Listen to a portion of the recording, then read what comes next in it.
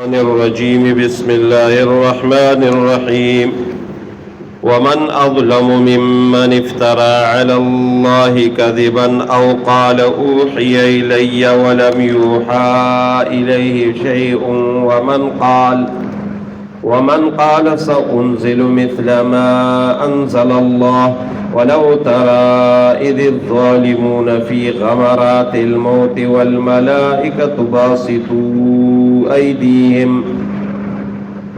أخرجوا أنفسكم اليوم تجزون عذاب الهون بما كنتم تقولون على الله غير الحق وكنتم عن آياته تستكبرون ولقد جئتمونا فرادا كما خلقناكم أول مرة وتركتم ما خولناكم وراء ظهوركم وما نرى معكم شفعاؤكم الذين زعمتم أنهم فيكم شركاء لقد تقطع بينكم وضل عنكم ما كنتم تزعمون صدق الله مولانا العظيم.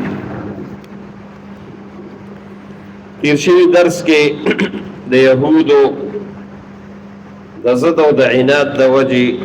الله د دې خبرې تردید وکړه چې هغوی وی چې ما انزل الله علی بشر من شیء، الله ندی نازل کړی په یو انسان باندې څه شی، یعنی وحی او پیغمبري. الله خو هلته د هغې جواب وکړو چې ولې ستاسو موسی علیه السلام ته تورات نو درغلی چې هغه د رڼا او د هدایت نه ډک و. نو مخکینی آیات کې دا بیان وشو. دې آیات کې الله رب العالمین د هغې چا بیان کړي چې د هغه نه لوی ظالم په مخ د کائنات کې نشته چې په الله دروغ وایي.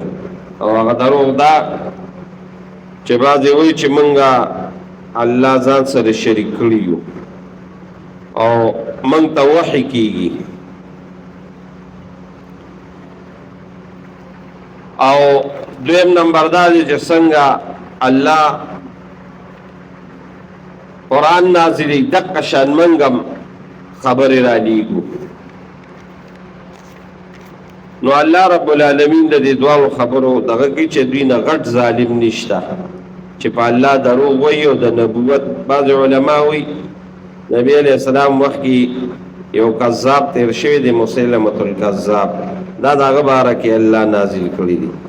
چې هغه هم د نبوت دعوه کړې وه. نو ایمات هم وحی راځي او زم هغه څیز نازلولی شم څنګه چې الله نازلوي. نو الله رب العالمین د دقې دی چې دا لوی دروغجن دی. او بیا د دوی د سزا متعلقه الله بیان کړی دی چې ته کاش ووینې ته چې د دې ظالمانو نه د مرګ په وخت کې فرشتې په کومه طریقه باندې ساه وباسي او روح قبض کوي.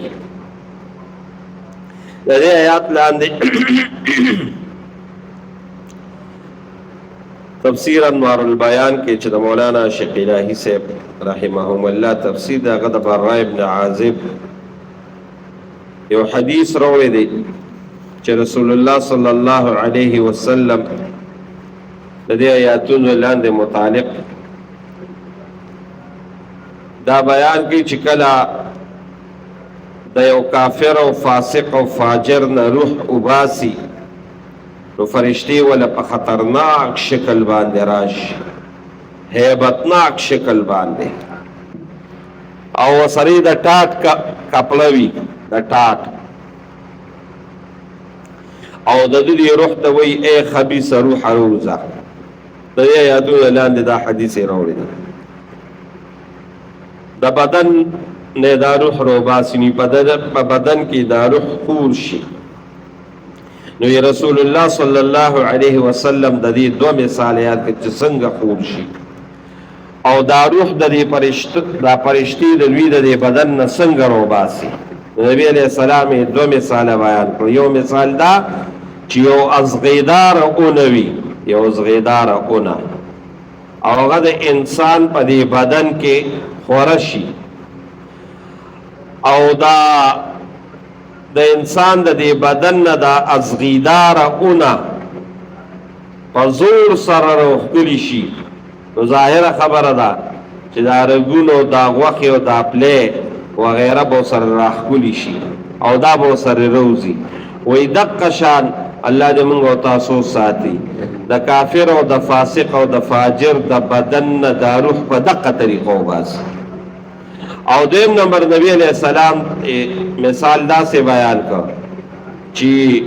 مالوچ وي او لامده مالوچ وي او د لمدو مالوچو کې د اور نه سرکړې سسپار اوسپنه دا په دې مالوچ کې سړی راکاږي او غلامده مالوچ وي او سرا د اور نه سره سسپار اوسپنه دا پکې راښکلي شي چې څنګه هغې سره دا مالوچ او دا سسپار سره د هغې اوبو هغه چسارې کېږي او دا مالوچ ورسره یو ځای کېږي دقه شان د بدن نه دا روح راوباسي په دقه طریقه باندې. او بیا چې د روح راوباسي نو به یو بدبوداره کپړه کې دا دغه کې نو رواني کې اسمان ته، نو په دې فضا کې د دې هغه بدبوی خره شي. نو فرشتي ویې لکه دا د چا روح دی چې دا تمامه فضا بدبوداره کړه. نو رسول الله مبارک وی فرشتي ورته وی چې دا د هغه چې د په دنیا کې کم خبیث نومي خراب نومي هغه ورته والي چې دا د هغې پلانکي ابو جهل او یا پلانکي دا د هغه روح دی. نو یې فرشتي ورته خیري وکړي چې ستا د لاسه په مونږ باندې دومره بدبوی راغله. او بیا چې کله اسمان ته یوسي نو بیا اسمان دروازې ورته نه کولاویږي. رسول الله مبارک دا آیت بیا ووی چې لا تفتح لهم ابواب السماء ولا يدخلون الجنه. دا آیات وی چې دې ته په اسمان نو الته چې اندراج ونشي نو واپس کی فرشتي او د ووز مکو د لاندې یو ځای دی چې هغې ته سجین وی الته د دقې کافر فاسق فاجر هغه روح الته لاړ شي.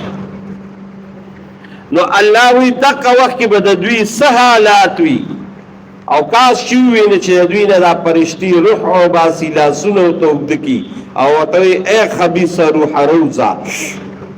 او بیا ورته دا عذابونه الله دغه کړي او بیا ورته وایي چې نن ورځ ستاسو دپاره سپکوونکي عذاب دی. نو زمونږ دا علما د دې آیات نه دا دغه کوي چې د قبر عذاب چې دا ثابت دی په حدیثو کې مدقه شان د قرآن شریفو د دې آیاتونو د لاندې د دې نه دغه کوي چې د قبر عذاب شته. نو بیا د دوی هغه سزا الله بیان کړه او بیا د آخرت بیان کړی چې د آخرت په ورځ به بیا ستاسو څه حالت وي نو هغه د آیاتونو کې الله بیان کړی. ومن اظلم او څوک زیات ظالم دی ممن د هغه چا نه افترا چې تړي علی الله په الله باندې کذبا دروغ نشته د ده نه غټ ظالمه او قال او یاداوی چې اوحی الی چې وحی شوی د ماته ولم یوحى او حال دادی ولم یوحى چې وحی نه دکړي شوی له هغه ته شیئا سسیزا ومن قال اغنم لوی ظالم نشتا چې وای چې سانزلوا زبا اوما یا بز نازل کم مثلا فشان ما انزل الله څنګه چې الله وحی نازل کړی دا د دوی غدرو دی درو جنو عذاب دی. ولو تراو کا چوین تیز الظالمون سو وخت چې بوي ظالمان فی غمرات الموت پسختو د مرکیا پسختو د مرک پراتوی ما تاسو لاغي هغه سختي وی الله دې مونږ وساتي. والملائکه فرشتي باسطو راودي کون کی دی ایدی قلا سنا صا پسختي روح روباسي او سویتا اخرجو روباسي انفسکم قل روحنا روباسي دینا الیوم ننرزی تجزونا بدل بدر کلیشی عذاب الہونی آغا عذاب سپکون کے داولی بما پا سبب ددی چی کنتم ویتا ستقولون چوی بمعال اللہ پا اللہ بان غیر الحق نا خبری چی منتم کتاب نازل دی منتم پیغمبری راگلی دا الله سره بم شریک ګرځول او بم د الله نعوذ بالله بچی دی دا په الله باندې وکنتم ویتاسو عن آیاته داغ د آیاتونو داغ د احکاماتنا تستكبرون تکبر بم کولو ولقد جئتمونا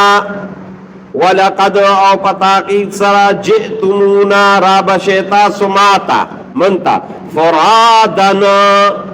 یوازی فرادن یوازی زان لبا را روانی هر انسان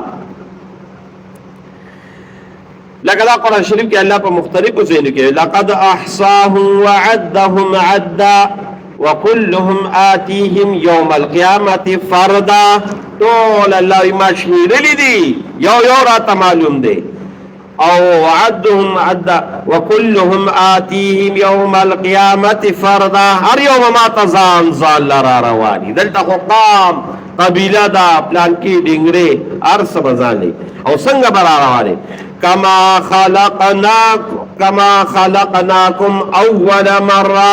كما خلقناكم لك څنګه چې موږ پیدا کړی اول مره پړم بي ځل باندې سبا پړم بي ځل الله هر انسان څنګه پیدا کړی بربند نو د الله دربار ته بربند رواني کوم ځای کما بدأنا اول خلق نعيده وعدا علينا انا كنا فاعلين الله بل ځای کې ویلي څنګه چې ما کما خلقنا اول نعيده بل ځای داسې دی چې څنګه موږ پړومبي ځل پیدا کړی کما بدأنا اول مره وعدا علينا دا زما فیصله ده الله وی وعده ده انا كنا فاعلين دا کار وزکوم نو هر انسان با د قیامت پورز بربند سنت را رواني سبا محال یې واقع وترکتم پری خودل تاسو ما خولناکم چې صدر کړو من تاسو ته ورا زورکم رسو شاګان تاسو نه ارڅ خپاتې شو تا چې په سباندې غرور کو تکبر کو قام دا قبیله دا مال دی اولاد دی بوتان دی وغیرہ ارڅ پاتې شو وما نرى معكم او نبوین تاسو معكم دی سرا شفاعاکم اگر سپارشیان تاسو چې دا به زمونږ د پاره سپارش کوي ما نعبدهم الا يقربونا الى الله زلفا منګه دا به منګه لا تنزلی کوي دا مونږ د الله نه بچ کوي مونږ یې ځکه عبادت کوو نو ما نرى معكم او نبوین تاسو معكم دی سره شفاعاکم سپارشیان د دوی کما